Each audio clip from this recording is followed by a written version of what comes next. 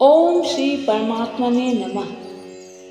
राजा पृथु ने विनम्र होकर नारद मुनि से कहा, हे मुनिवर, कार्तिक मास के व्रत का विधिवत स्नान, नियम और उद्यापन कैसे किया जाए। तब नारद जी मुस्कुराते हुए कहते हैं, हे राजन, आप तो स्वयं भगवान विष्णु के अंश हैं, फिर भी मैं इसका विधान कहता हूँ, इसे ध्यान पूर्वक सुने।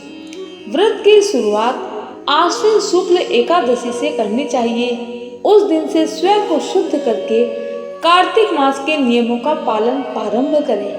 प्रतिदिन रात्रि के चौथे पहर भोर से पहले उठना चाहिए और जल का पात्र लेकर पूर्व या उत्तर दिशा में शौच आदि कर्म करने चाहिए।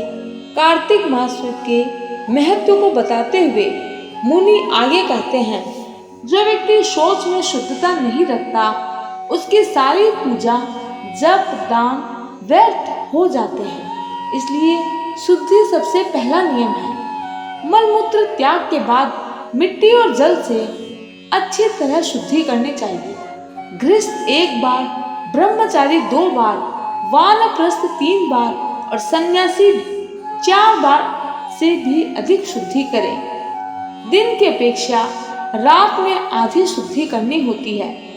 यात्री या बीमार व्यक्ति उससे भी आधी कर सकता है। नारद मुनि कहते हैं, जो व्यक्ति मुख शुद्धि नहीं करता, उसके सभी मंत्र निष्फल हो जाते हैं। इसलिए दांत और जीभ की सफाई भली भांति करनी चाहिए। प्रतिप्रदा, नवमी, अमावस्या, छठ, रविवार और ग्रहण के दिन दांतुन नहीं करनी चाहिए। कांटेदार, निर्गत या पीपल, कपास, रेत जैसे पेड़ों की दांतुन वर्जित है।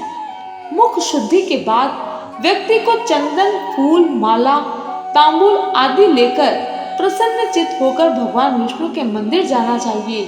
वहां भक्ति पूर्वक पूजा करें, अर्घ्य दें और प्रार्थना करें। इसके बाद देवगान, कीर्तन, वादन और नृत्य करें। क्योंकि नारद मुनि यहाँ कहते हैं, देव स्थान में जो गायक भजन करते हैं या फिर जो भक्त पूजन करते हैं, उनमें साक्षात भगवान विष्णु का वास होता है। कलयुग में भगवान को प्रसन्न करने का सर्वोत्तम साधन है भगवत नाम और गुणगान।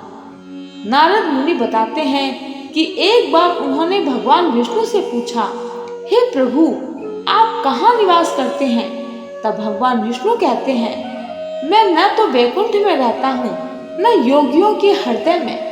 मैं वहां रहता हूँ जहाँ मेरे भक्त प्रेम पूर्वक मेरा गुणगान करते हैं। हे राजन, भगवान विष्णु की पूजा शिरीष, धतूरा, मदार, कनेर, चमेली, केसर आदि फूलों से न करें एवं भगवान शिव की पूजा अड़हल, कंद, जूही, मालती, केवड़ा के फूलों से न करें। तुलसी जी से गणेश जी एवं दुर्वा से दुर्गा या अगस्त्य फूल से सूर्य की पूजा नहीं करनी चाहिए। जिस देवता के लिए जो पुष्प निर्दिष्ट है, उन्हीं से उनकी पूजा करें। पूजा पूर्ण होने के बाद भगवान विष्णु से क्षमा प्रार्थना करें। हे देवेश, मेरे पास न मंत्र है, न क्रिया, न पूर्ण भक्ति, फिर भी मैंने जो पूजा की है, कृपया उसे स्वीकार करें। फिर भगवान की परिक्रमा करें एवं दंडवत प्रणाम करें और पुनः कीर्तन एवं भजन में लीन हो जाए। हे राजन, जो पुरुष कार्तिक मास की रात्रि में भगवान विष्णु की विधि पूर्वक पूजा करते हैं, वे पवित्र आत्मा बनकर अपने पूर्वजों सहित भगवान विष्णु के लोक को प्राप्त होते हैं। कार्तिक मास का यह अध्याय हमें सिखाता है, शुद्धता, नियम और संयम भगवान की पूजा की नींव है। भगवान को प्रसन्न करने का सबसे बड़ा उपाय भजन एवं कीर्तन है।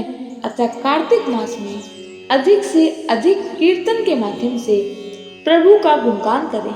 जो मूर्ख पुराणों की कथा तथा मेरे भक्तों का कीर्तन सुनकर उनकी निंदा करते हैं, वे मेरे शत्रु सदृश हैं। हे राजन, यह मैंने तुम्हें कार्तिक मास के 5वें अध्याय का महत्व बताया। अब आगे मैं 6ठे अध्याय का महत्व कहता हूँ, जिसे तुम ध्यान पूर्वक सुनो। नारद मुनि कहते हैं, जब 2 घड़ी रात बाकी रहे तब तुलसी की मृत्तिका वस्त्र कलश लेकर जलाशय पर जाएं, स्नान करें। गर्म जल की अपेक्षा ठंडे जल से स्नान करने से 10 गुना पुण्य होता है। उससे अधिक 100 गुना अधिक पुण्य बाहरी कुएं के जल से स्नान करने से होता है। जहाँ 2 नदियों का संगम हो वहां स्नान करने की पुण्य की कोई सीमा ही नहीं है। स्नान से पहले भगवान का ध्यान करें एवं स्नानार्थ संकल्प करें। तीर्थ में उपस्थित सभी देवताओं को क्रमशः अर्घ्य, आचमनीय आदि देना चाहिए। अर्घ्य मंत्र इस प्रकार है। हे कमलनाथ, आपको नमस्कार है। हे जलशाई, आपको प्रणाम है। हे ऋषिकेश, आपको नमस्कार है।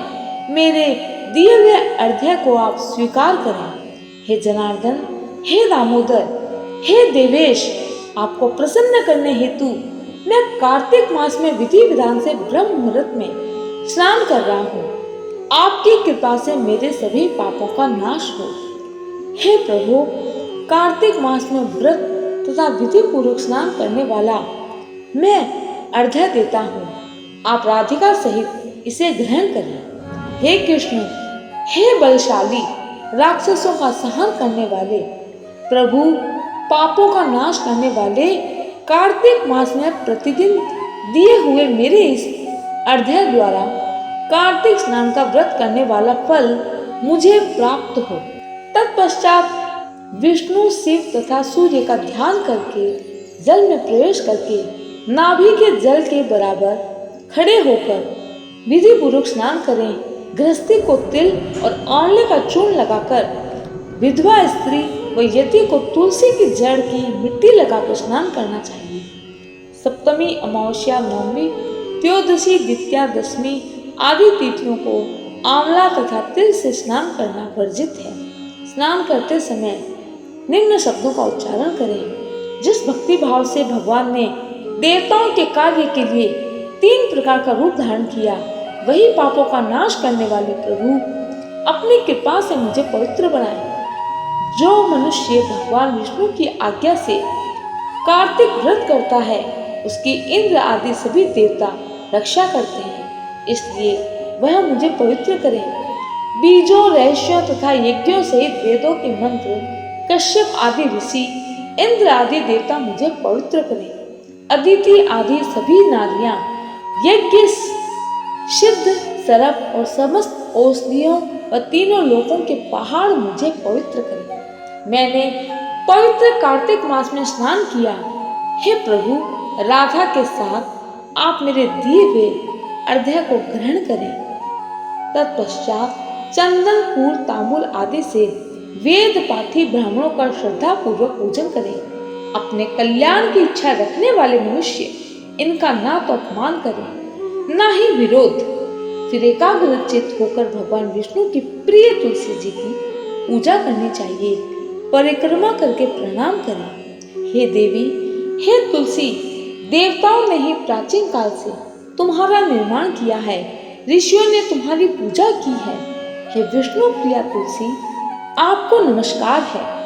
आप मेरे सभी पापों का नाश करें। इस प्रकार जो मनुष्य भक्ति पूर्वक कार्तिक व्रत का अनुष्ठान करते हैं, संसार के सुखों का भोग करते हुए अंत में मोक्ष को प्राप्त करते हैं।